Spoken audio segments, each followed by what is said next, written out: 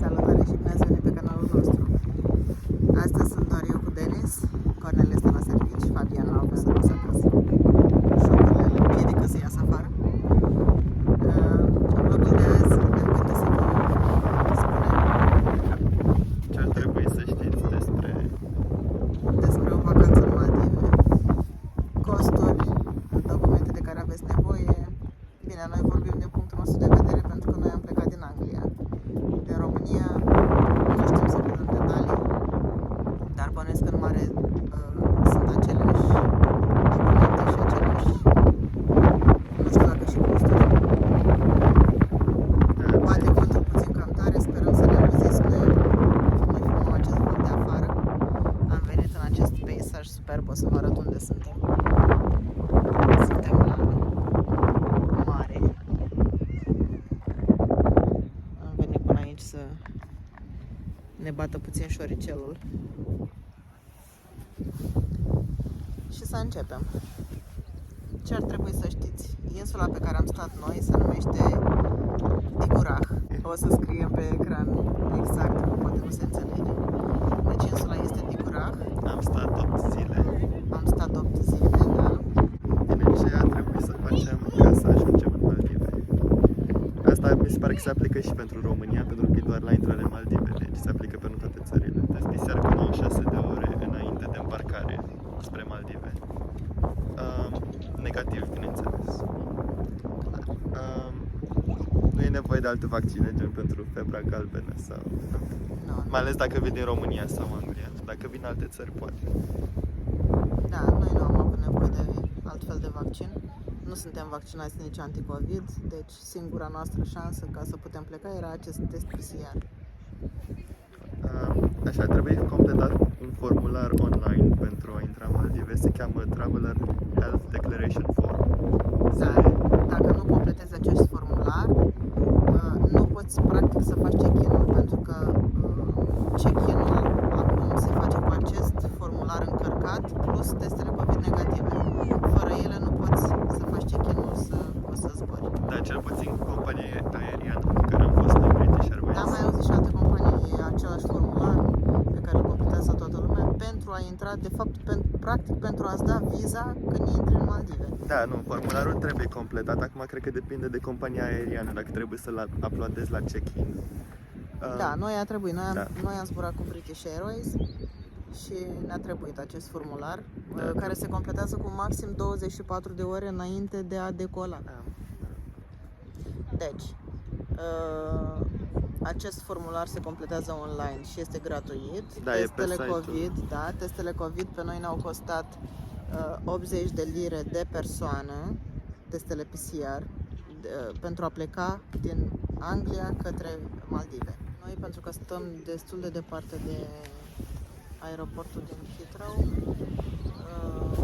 am făcut 4 ore de drum, plus orele care am așteptat în aeroport, care au fost vreo 3. Ne-am îmbarcat în avion, zborul a durat 11 ore, deci Londra, Male. Noi am luat zbor direct, am preferat zbor direct pentru că nu suportăm să decolăm și să aterizăm de mult. Da, în costul biletului de avion am avut mâncare inclusă, băutură la discreție și noi am luat bilete economice, deci nu am luat business sau altfel de bilete. Biletele de avion au costat 2700 de lire. Dar le luam cu un an înainte de plecare. Exact, le-am luat, deci noi am plecat, am avut aceste vacanță în februarie anul acesta și biletele le-am achiziționat în februarie anul trecut. Deci cu un an înainte, pentru că uitându-ne mereu și verificând cât s-au mai făcut biletele de avion, ne-am dat seama că prețul a crescut de 3 ori. Deci am făcut foarte bine că am luat biletele dinainte. Da, și noi le-am luat direct de la ei, de pe site. Da, noi nu facem prin agenții, eu prefer să mă ocup singură, este foarte simplu, vă recomand să vă ocupați singur pentru că nu e atât de greu. În afară de 2700 de lire, vorbesc în lire, bani pe care i-am dat pe biletele de avion, ne-au mai costat 350 de lire în locurile dus întors. Am preferat să stăm toți apropiați, grupați în avion pentru că așa e mai corect și mai ok. Și a trebuit să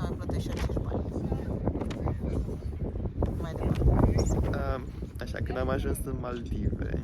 Am ajuns în Maldive, ne-am dus la vama lor, pentru că la vamă îți dau viza de intrare. Nu ne-au întrebat decât unde avem cazare, pe ce insulă și asta a fost tot. Imediat ne-au dat viza, foarte repede s-a mers, nu a fost niciun fel de problemă. Da, doar dai pașaportul la... Da, dai pașaportul la vama acolo, ți-l scanează, spune viza și ai intrat. Da. Viza care este valabilă 30 de zile. Cred că. Sigur. Așa, după aia când ești în aeroport trebuie să te aștepte un reprezentant, nu? De la hotelul sau resortul sau... Exact, pentru că vorbești înainte, ei te întreabă, aceste insule fiind foarte departe de aeroport, ei te întreabă cu ce vrei să ajungi și ai 3 posibilități. Ai posibilitatea cu acea barcă pe care eu nu știu recomandau, mai ales dacă speedboat, mai ales dacă vreți să mișcare, cum am eu și copiii. Barcă care pentru insula noastră a făcut un drum de o oră jumătate, care este foarte mult în condițiile în care ai niște valuri. Nu este recomandabil pentru că barca la viteză pur și simplu se trântește de valuri, zici că se rupe în două. Dar a fost complet o experiență nedorită și urâtă din punctul meu de vedere. Da, pentru noi a fost foarte urât că noi aveam rău de mișcare, rău de mare.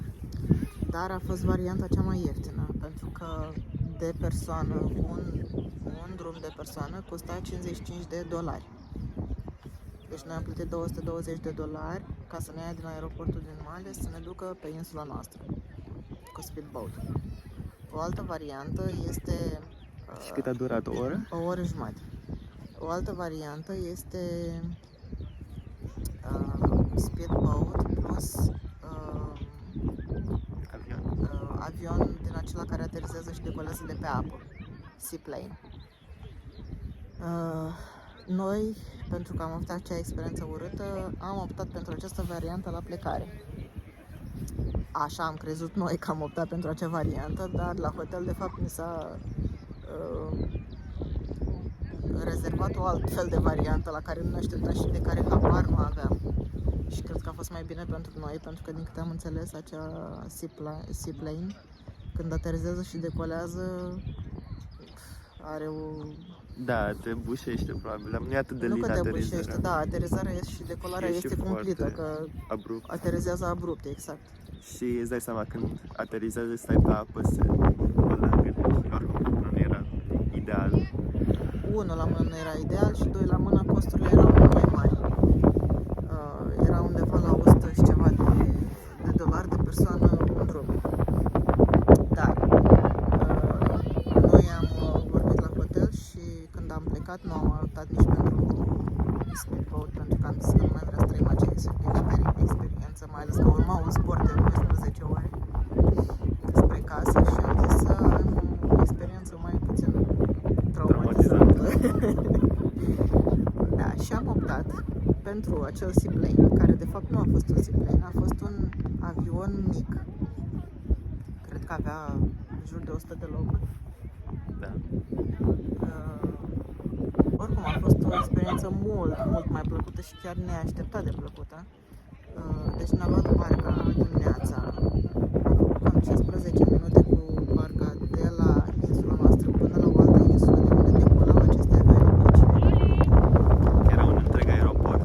Exact, acea insulă era de fapt un mic aeroport de unde oamenii luau acel avion și făceau pur și simplu naveta către capitală. A fost o experiență foarte plăcută. Nu am simțit nici măcar un mic disconfort, să zic așa. Da, a fost mult mai bine. Deci am făcut 15 minute cu barca către acea insulă, ne-au dus, am trecut la fel printr-o vamă și un check-in, care a fost mult mai ușor și mai scurt și mai, aeroportul fiind unul minuscul, pot să zic. Ne-am îmbarcat în acel avion, a decolat, a mers 20 de minute, nu se ridică la o înălțime foarte mare, cred că mai mult de 3000 de metri, nu cred că a zburat, n-am idee, dar așa bănuiesc eu, pentru că se vedeau toate insulele fenomenal de frumos de sus. În 20 de minute am fost la aeroport, aterizează pe același aeroport cu cel internațional de pe care pleacă marile zboruri. Da, pentru că e un singur aeroport în capitală. Exact, da. Insula pe care am fost noi este una populată, v-am mai zis asta. Este printre cele mai mari insule de acolo. Noi, în primă fază, când am zis Maldive, am ales un resort de lux. Dar gândindu-ne și tot gândindu-ne și răzgândindu-ne și uitându-ne la multe alte insule, am hotărât de comun acord, toată familia, că de fapt acel resort de lux nu ne reprezintă pe noi. Noi nu mergem în Maldive ca să mâncăm, nu mergem în Maldive ca să stăm izolați efectiv, să explorăm, să vedem cum trăiesc oamenii, ce poți să mai faci. În afară de asta, blocat pe insulă, pur și simplu doar cu turiști. Da, pentru că acolo doar mâncai și mergeai la plajă. Și cam atât, nu puteai să faci absolut nimic. Dar nici plaja nu cred Iar că era prețul cine era destul de piperat, în sensul că față de cât am plătit noi acum, prețul era de 3 ori mai mare. Nu era vorba de bani, era vorba pur și simplu că nu ne reprezintă pe noi. Și am zis pentru prima dată și prima încercare, hai să alegem o insulă locuită. Și cred că a fost cea mai fericită alegere și cea mai bună. Super mulțumit. Super mulțumit, da, am fost super mulțumiți. Dar mi se pare pe lângă că a fost mult mai ieftin. Te oferea și mult mai multe experiențe, nu știu. Exact. Da. Partea noastră preferată a fost limba de nisip. Exact. Și o să vă spun acum diferența de preț. Acel resort cu all inclusiv costa 6.000 și vreo 300, de 6.300 de lire. Pentru că trebuia să închiriem 2 bungalouri. Și era inclus absolut tot, mâncare, băutură.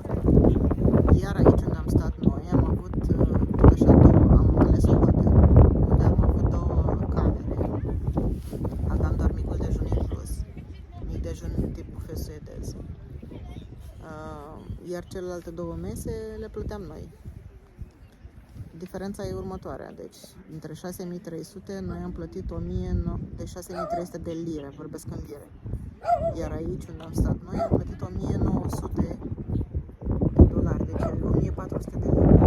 Deci vorbim doar de micul dejun plus cazare. A fost 1.400 de lire, hai dacă vorbim în lire să vorbim în lire. Deci 1.400, deci diferența este enormă, chiar de mai mult de 3 ori. Am zis eu, de 4 ori și mai scump.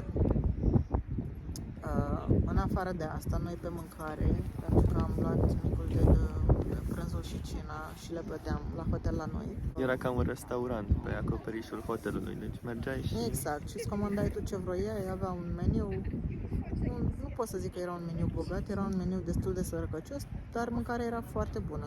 Noi nu suntem nici foarte pretențioși, nici și nu m-am dus să mănânc.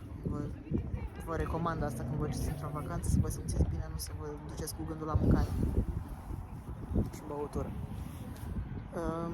În afară de asta, ce am mai plătit noi? Transferurile le-am plătit la final de sejur la hotel. Deci transferul cu avionul și bărcile care ne-au dus și ne-au adus au costat 1.020 de dolari. Deci 4 persoane dus întors, transfer către insulă. Pentru că insula este la 100 de kilometri de capitală. Deci drumul a fost foarte lung și de aceea și costul.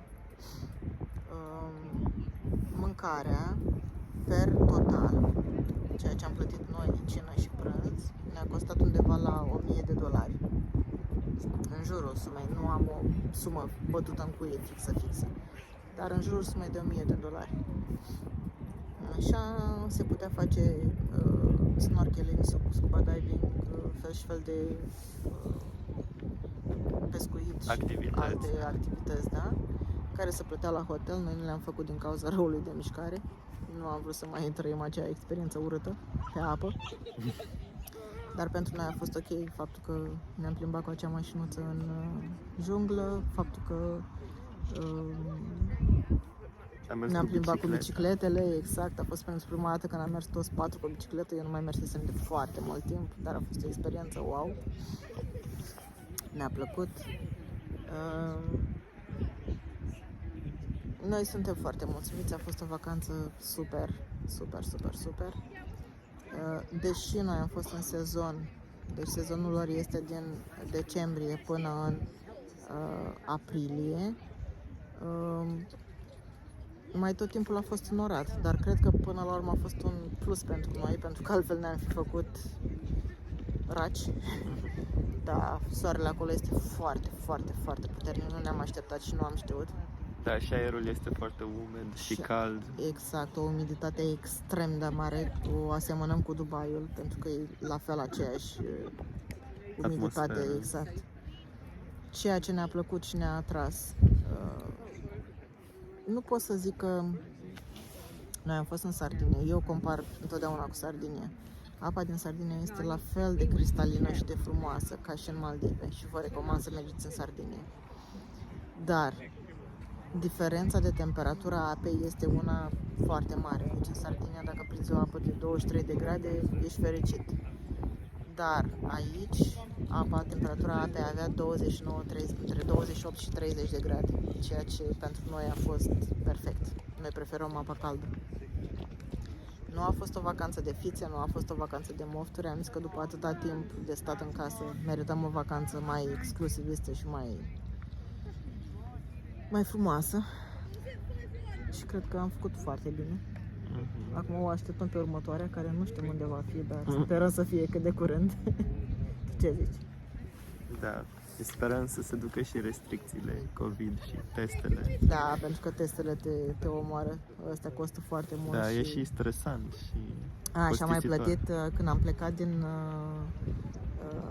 Maldive, cu 2 zile înainte, ne-am programat să facem tot în hotel, ne-am programat să facem testele COVID. Tot PCR, Tot PCR, pentru că aveam nevoie pentru plecare și ne-au costat $70 de persoană. 7 × 4, deci au plătit $280 testele COVID ca să plecăm din Maldive. Ca și minusuri, că până acum v-am lăudat insula și tot ce a fost acolo, ca și minusuri este distanța foarte mare. Dacă hotărâți să vă duceți,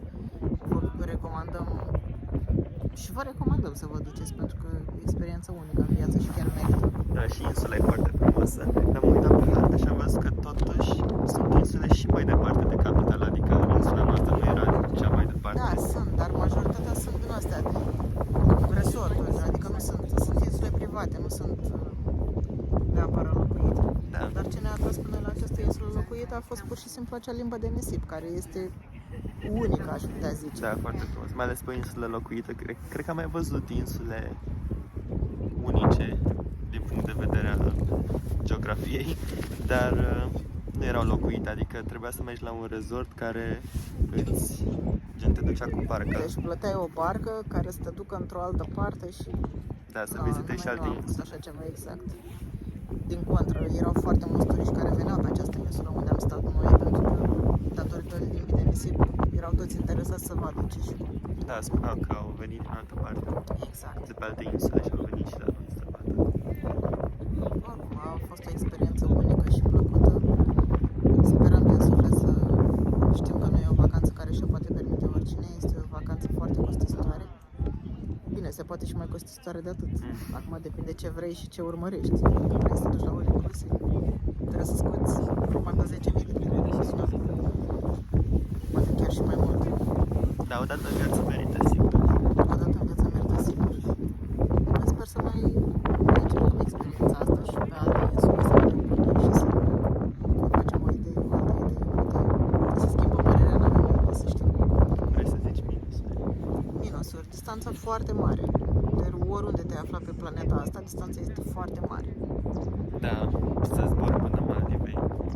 Deci noi am zburat 11 ore, la dus a fost ok, la întoarcere am prins acea furtună care era deasupra Europei și care ne-a prins exact, deci tot drumul, când am intrat deasupra teritoriului României până în Austria, tot drumul au fost niște turbulențe groaznice Și norocul nostru a fost că noi am ajuns pe 17 februarie seara, iar pe 18 deja era potop. Începuse furtuna în Anglia. Exact. Și am Foarte avut un puternic. noroc foarte mare, deși vreo oră și ceva ne-a zguduit groaznic. Eu una am crezut că o să murim, mai ales că ăla e finalul. Sincer, știu de nesie de râs, dar atunci am plâns. Dar nu, sincer a vă fost spun. foarte de speriat. Dar bine că am trecut și că suntem sănătoși și am ajuns acasă și suntem mulțumiți că am avut o vacanță de cinste. Ceea ce vă recomandăm și vouă. Și orice efort o să faceți, eu zic că o vacanță de genul odată în viață merită. Mai ai ceva de adăugat? Putem să spunem că noi am mai fost la un alt restaurant al unui hotel de lângă hotelul nostru și am văzut un meniu și din câte mi-am amintesc prețurile erau mult mai Aproape mari. duble erau față de restaurantul la care am mâncat noi și la care am fost cazați. Și am zis, pentru ce să dăm bani mult mai mulți pe aceeași mâncare, adică care Da. e faza? Și vreau să spun chiar mi s-au părut decente prețurile la restaurant, cel puțin la noi la hotel. Da, chiar au fost prețuri decente, să mănânci cu $1000, Dolari. 4 persoane, 7 zile, că până la urmă au fost 7 zile pline. Mie mi se pare Da, și totuși am un super restaurant. ok și până la urmă vorbești de mijlocul oceanului, de mâncare ajunge foarte greu și tot a fost decent. Poate faptul că am tot spus să ne auziți bine. Cam asta a fost. Sperăm că v-a fost de folos. Dacă aveți întrebări, lăsați-le în comentarii. Vă așteptăm comentariile, like-urile și sperăm la cât mai mulți abonați să distribuiți ceea ce facem noi. Pentru că munca noastră e răsplătită prin vizualizări și comentariile voastre. Acestea au fost spuse. Așteptăm următoarea vacanță și să vină vara mai repede. Până data viitoare, ne vă spunem la revedere de aici, din acest peisaj super. Vă pupăm! Pa!